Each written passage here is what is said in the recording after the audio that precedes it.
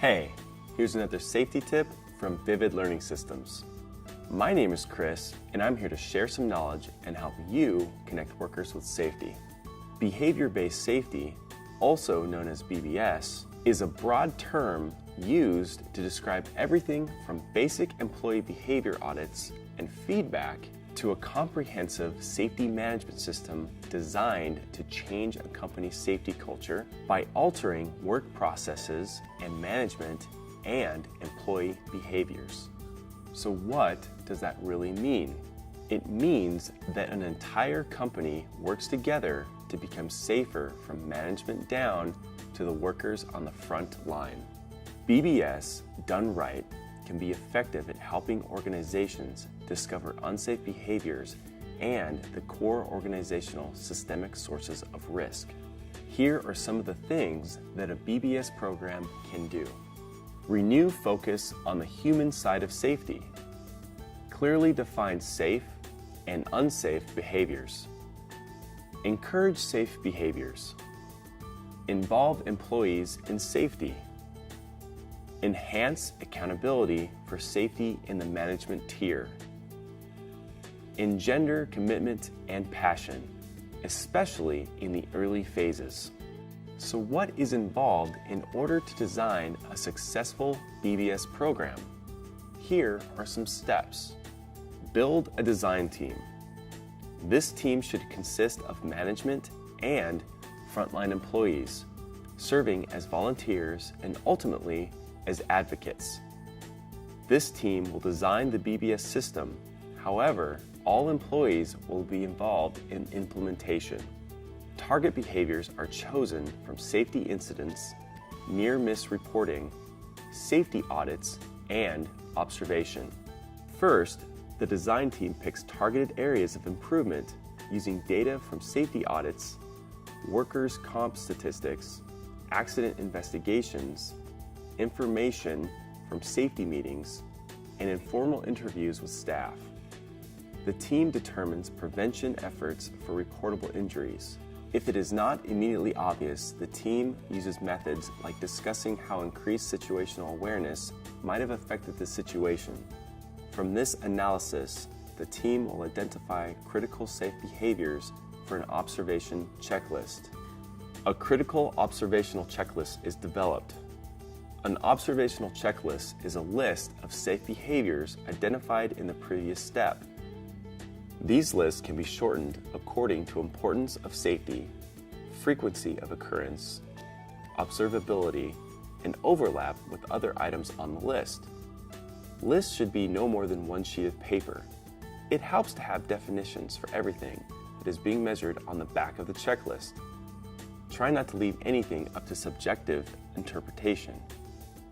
The best way to know if the checklist is usable is to observe an employee working and see if all categories on the list can be filled out in an observation. The list will need to be revised a number of times before it can be considered ready to use, and so should be tested.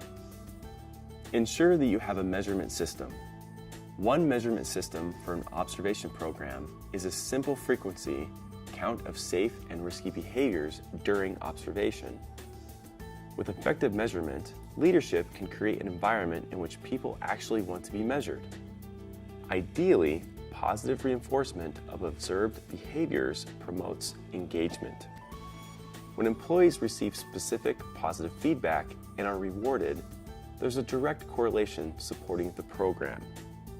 Behavior observations are carried out. Data shows that the most beneficial system is to have all employees involved in the observation process. Behavioral observations increase safety behaviors of the observed, but also the observer. Encouraging employees to conduct observations on each other benefit all employees. The team will need to decide how often observations will be conducted. Will they occur across or within departments? Will a single task or employee be observed or a work area?